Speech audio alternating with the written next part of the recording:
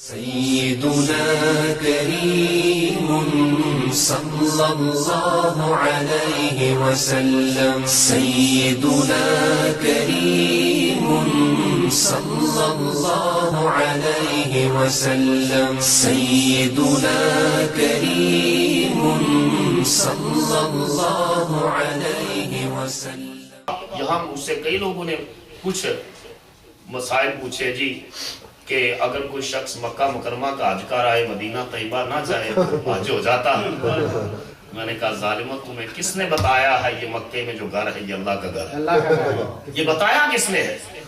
اگر حضور کی بارگاہ میں نہیں جانا، اگر مدینہ طیبہ نہیں جانا، اگر در مصطفیٰ میں حق پر حاضری نہیں دینی تو کس نے بتایا؟ یہ حضور علیہ السلام سے 3000 سال قبل ابراہیم علیہ السلام نے یہ کعبۃ اللہ بنایا، 3000 سال ولادت مصطفیٰ سے قبل.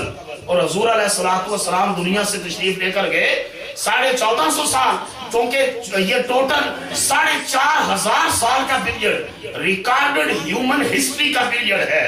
اس سے پہلے کا پری ہسٹرک پیریڈ زمانہ قبل از تاریخ کہلاتا ہے. انسان کی محفوظ تاریخ کا یہ زمانہ ہے جب ابراہیم علیہ السلام اور اپنے بیٹے اسماعیل کو لے کر خدا کا گھر بنا رہے تھے تو 3000 سال پہلے بنایا تھا. تم کو کس نے بتا دیا ہے یہ خدا کا گھر ہے؟ یہ تو مصطفیٰ نے بتایا. سبحان اللہ. کیونکہ حضور کے تشریف لانے سے قبل بھی 570 سال تک دنیا میں کوئی نبی اور رسول نہیں ہوئی. حضور کی ولادت سے 570 سال، پونے 600 سال پہلے حضرت عیسیٰ کو رب نے آسمانوں پر اٹھا دیا. تو یہ فطرت کا زمانہ تھا. اس میں کوئی یہ جو لوگ تھے آپ کے آباء و اجداد یہ دین ابراہیمی پر تھے، دین فطرت پر تھے. یہ ایک الگ موضوع ہے کہ وہ جو ہے اس دین فطرت پر کیسے تھے. تو میں نے عرض کیا کہ اعلیٰ حضرت نے تو یہاں تک لکھا ہے کہ میں تو سچی بات یہ ہے کہ حضور کی بارگاہ میں حاضری کا ارادہ کر کے جاتا ہوں، نبی پاک کا صدقہ اللہ حج بھی کروا دیتا ہے. اللہ حضور کا صدقہ حج کروا دیتا ہے. میرا گھر سے ارادہ یہ ہوتا ہے میں نے اپنے آقا کی بارگاہ میں حاضر. تو حضور علیہ السلام نے یہ مدینہ طیبہ کے لیے بڑی دعائیں مانگی. جب شروع میں مدینہ طیبہ میں گئے تو حضرت ام المومنین عائشہ صدیقہ رضی اللہ تعالیٰ عنہ بیان کرتی ہیں، بخاری اور مسلم کی متفق علیہ حدیث ہے، بیان کرتی ہیں کہ میرے ابا جان ایک چھوٹے سے مکان کے اندر ٹھہرے، بڑا تنگ سا مکان تھا. حضرت عامر بن فہیرہ ان کے غلام وہ بھی ساتھ تھے اور حضرت بلال بھی اسی مکان میں تھے. تو شروع میں مدینہ طیبہ کی فضا انوائرمنٹ وہاں ان کو راس نہ آئی اور بیمار ہو گئے. تو ایک دن رسول اللہ سے اجازت لے کر عیادت کرنے کے لیے گئی تو شدت بخار کی وجہ سے حضرت ابو بکر، حضرت بلال، حضرت عامر کہتے ہیں میں نے دیکھا کہ ایک غشی کی کیفیت آ رہی تھی، دورے پڑتے تھے، اتنی بیماری شدید تھی. اور میں نے واپس آ کر رسول اللہ صلی اللہ علیہ وسلم سے عرض کی یا رسول اللہ بیماری کی شدت کی وجہ سے یہ عالم ہے، کیونکہ مدینہ طیبہ مکہ مکرمہ کی انوائرمنٹ آب و ہوا اور تھی، غذا بھی مختلف تھی، یہاں کی مختلف. جب ام المومنین کہتی ہیں میں نے حضور کی بارگاہ میں آ کر عرض کیا، میرے نبی نے دعا کے لیے ہاتھ اٹھایا، دعا کے لیے ہاتھ اٹھایا. حضور نے یہ دعا مانگی، اللہم حبب الینا المدینہ کما حببت الینا مکہ او اشد. اے اللہ جتنی محبت تو نے مکے کی ہمارے دل میں ڈالی تھی نا اتنی محبت مدینے کی ڈال او اشد، بلکہ مدینے کی محبت مکے سے بڑھ کر ہمارے دل میں. جو شخص دیکھو کہ بار بار مدینہ مدینہ مدینہ کا ذکر کر رہا ہے سمجھ جاؤ اس کو حضور کی اس دعا سے فیض نصیب ہوا. یہ حضور نے فرمایا مکے سے بڑھ کر ہے اللہ محبت عطا فرما ہمیں مدینے کی. اور ساتھ حضور نے دعا میں فرمایا اللہم بارک لنا فی سعینا و مدنا، اے اللہ ہمارے سا اور مد یہ پیمائش کے اور ناپنے اور تولنے کے پیمانے تھے، جس طرح ہمارے دیہاتوں میں ٹوپے بڑوتیاں ہوتی ہیں پیمائش کرنے کے، یہ سا اور مد تھے، یہ پیمانے تھے. حضور نے فرمایا اللہ کی بارگاہ میں عرض کی یا اللہ ہمارے سا اور مد میں برکت پیدا فرما. ثم انقل وباعها الى محیۃ وہی الجوفہ، اے اللہ اس شہر مدینہ کی بیماریوں کو جوفہ وادی کی طرف دھکیل دے، اس شہر کو بیماریوں سے پاک کر دے، اس شہر کو تکلیفوں سے پاک کر دے اور اس کی بیماریوں کو وادیوں کی طرف نکال دے. حضور کی دعا کے صدقے اللہ پاک نے مدینے کو بیماریوں سے پاک کر دیا۔ سبحان اللہ۔ حضور کے تشریف لانے سے پہلے اس کا نام تھا یثرب۔ بولو کیا نام تھا؟ یثرب، جس کا معنی ہے فساد کی جگہ، بیماریوں کا مرکز۔ اگر حضور کے قدم لگے، آپ کے آنے سے پہلے بیماریوں کا مرکز تھا، فساد کی جگہ تھا۔ حضور کے تشریف لانے کے بعد حضور نے جو کرم فرمایا تو ایسا اللہ کا فضل ہوا اس شہر پر کہ حضور نے فرمایا غبار المدینہ تے شفاء الجزام، جس کو کوڑ کا مرض لاحق ہو جائے میرے مدینے کی منڈی ملے رب اس کو شفا عطا فرمائے۔ حضرت عیسیٰ علیہ السلام کے معجزات میں یہ آتا ہے، قرآن میں آتا ہے ابرئ الاکمہ والابرص، وہ کہتے ہیں کوڑ کا مریض لاؤ، میں عیسیٰ ہاتھ پھیر کر کوڑ کے مریض کو شفا دے دوں گا۔ دست عیسیٰ میں اللہ پاک نے یہ کمال رکھا، معجزہ رکھا کہ وہ ہاتھ پھیریں تو کوڑ کا مریض شفا یاب ہوتا ہے۔ مصطفیٰ کو اللہ نے یہ کمال عطا کیا ہے کہ حضور کے قدم چومنے والی مٹی ملو تو اللہ پاک کوڑ کے مریض کو شفا عطا کرتا۔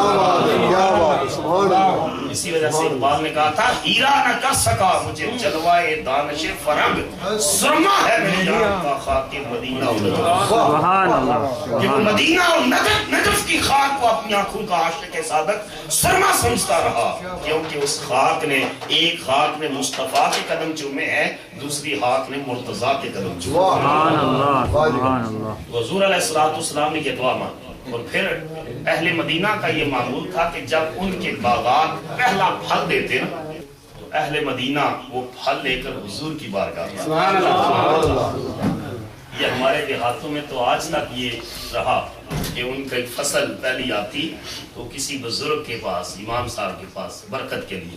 حضور علیہ السلام کے صحابہ یہ کرتے کہ جو بھی پھل آتا باغات کا اور موسم کا نیا پھل آتا تو حضور کی بارگاہ میں لے کر آتے۔ امام مسلم نے لکھا ہے، ابو ہریرہ رضی اللہ عنہ اس کے راوی ہیں، اور حضور اس پھل کو چومتے، آنکھوں سے لگاتے اور پھر اس پھل کو سامنے رکھ کر حضور دعا فرماتے۔ سبحان اللہ، سبحان اللہ، سبحان اللہ۔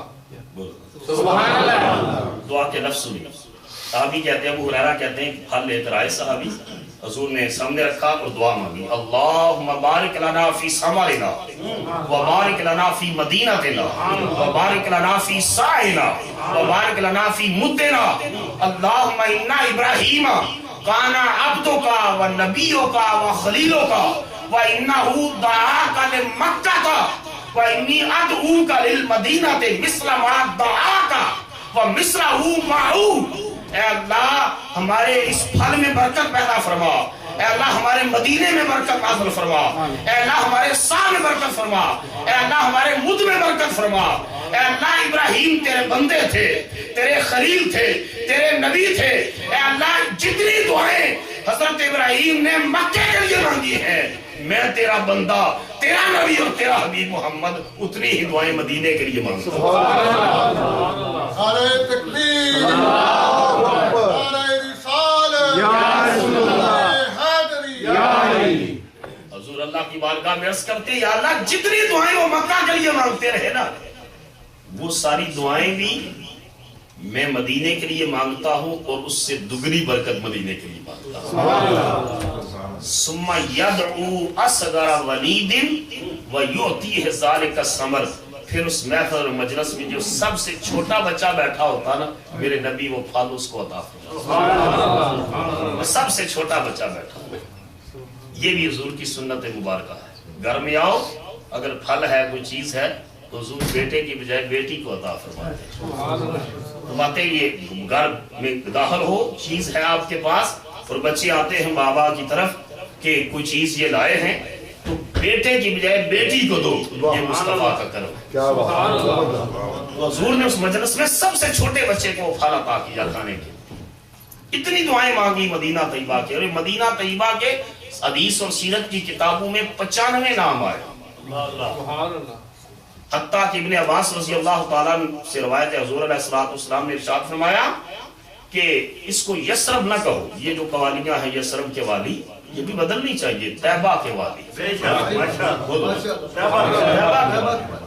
کہ وہ کہتے ہیں کہ حضور علیہ السلام نے ارشاد فرمایا لا تسموا المدینہ بیثرب، وفی روایت من سمى المدینہ بیثرب فَلْيَسْتَغْفِرِ اللَّهَ ہِیَ تَابَا ہِیَ تَابَا ہِیَ تَابَا. حضور نے فرمایا جو میرے مدینے کو یثرب کہے وہ خدا سے معافی مانگے. یہ یثرب نہیں ہے، یہ تابا ہے، یہ تابا ہے، یہ تابا. اور حسین مناسبت دیکھو، یہ سینٹر حضور نے مدینے کے بارے میں 3 لفظ یہ ملتے جلتے، یہ اس کو طیبہ بھی فرمایا ہے ایک حدیث میں، دوسری میں طیبہ فرمایا ہے، اور تیسری میں تابہ فرمایا. تو اس کا مدینہ طیبہ کا نام تابہ بھی ہے، طیبہ بھی ہے، طیبہ بھی ہے. جو جس رنگ میں بلائے گا مصطفیٰ کو خوش کرے گا، حضور کے شہر مدینہ کا تذکرہ کرے گا. حضور علیہ السلام کا یہ شہر مبارک، اس کے بارے میں عاشقوں نے بڑی بڑی باتیں لکھی. کچھ لوگوں نے لکھا ہے کہ مکہ، علماء میں اس بات پر کے اوپر بحث ہوئی ہے. کچھ نے کہا کہ مکہ افضل ہے، کچھ نے کہا نہیں جی مدینہ افضل ہے، کچھ نے کہا جی مکہ افضل ہے کیونکہ وہاں خدا کا گھر ہے. کہا نہیں مدینہ افضل ہے کیونکہ مدینہ طیبہ میں مصطفیٰ کا گھر ہے. اہل علم نے کہا نہیں مکہ افضل ہے وہاں حضور پیدا ہوئے. اہل عشق نے کہا نہیں مدینہ افضل ہے وہاں حضور آرام فرما رہے ہیں. انہوں نے کہا جی مکہ افضل ہے وہاں کی رب نے قسمیں اٹھائی ہیں. انہوں نے کہا نہیں مدینہ افضل ہے، اللہ نے فرمایا کہ میں قسم نہیں اٹھاتا وَأَنْتَ حِلٌّ بِهَٰذَا الْبَلَدِ، جب تو شہر مکہ چھوڑ کر چلا جاتا، جب تک تھا تو قسم اٹھاتا ہوں، لیکن جب تم مکہ چھوڑ کر چلا جائے تو پھر میں قسم نہیں اٹھاتا. تو کہا پھر اس کے بعد اللہ نے قسم نہیں اٹھائی تو مدینہ افضل ہے. اس پر بہت سے دلائل ہیں، لیکن ایک بات پر سب متفق ہیں کہ مکہ مکرمہ ہو یا مدینہ طیبہ یا بیت المقدس ہو یا فرش ہو یا عرش اولا ہو، بیت المعمور ہو یا سدرۃ المنتہا ہو، لوح ہو یا قلم ہو، عرش ہو یا کرسی ہو، تخت الثری سے لے کر عرش اولا تک کائنات کا کوئی گوشہ اس حجرہ عائشہ صدیقہ کا مقابلہ نہیں کر سکتا جہاں اللہ کا محبوب آرام فرماتا. نعرہ تکبیر، نعرہ رسالت، نعرہ حیدری، جشن عید میلاد النبی. وہ بارگاہ جہاں اللہ کے محبوب آرام کر رہے ہیں. اور ابھی ایک دوست میرے ساتھ جو مجھے لے کر آئے، میں نام نہیں لیتا، وہ کہہ رہے جی میرے دوست، میری بچی کا نام عائشہ ہے اور یہ دوست شیعہ ساتھ کام کرنے والے کہتے ہیں تو نے بچی کا نام اچھا نہیں رکھا. میں نے کہا ظالموں کو کہو ماں کا نام ہے، تمہاری ماں کا نام ہے.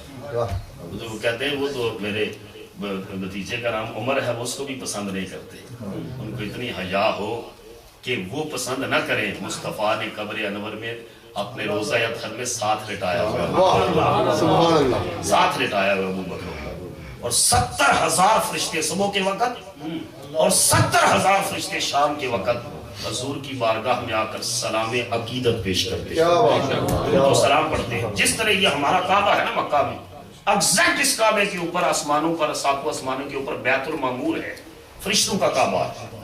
فرشتے جس طرح ہم مکہ میں جا کر کعبۃ اللہ کا طواف کرتے ہیں، فرشتے بیت المعمور کا طواف کرتے ہیں. اور جب وہ بیت المعمور کا طواف کر چکے تو اللہ سے عرض کرتے ہیں رب العالمین ہم تیرے گھر بیت المعمور کا طواف کر چکے، اب اجازت دے کہ اس طواف کی تکمیل کے لیے ہم گنبد خضرا میں مصطفیٰ کی بات سلام کریں.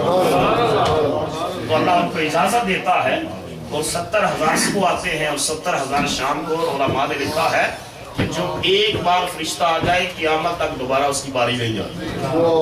اتنی تعداد ہے فرشتوں کی، لیکن تم کتنے خوش نصیب ہو کہ 5 مرتبہ کی 10 مرتبہ بلا لیا جاتا ہے، بلا لیا جاتا ہے حضور کی بارگاہ. تو حضور صلی اللہ تعالیٰ علیہ وآلہ وسلم کی بارگاہ کیسی بارگاہ ہے کہ حضور کی بارگاہ میں حاضری دیجئے بغیر. اسی وجہ سے اللہ نے کہا حاجیو آؤ شہنشاہ کا روزہ دیکھو. کعبہ تو دیکھ چکی، اب کعبے کا کعبہ.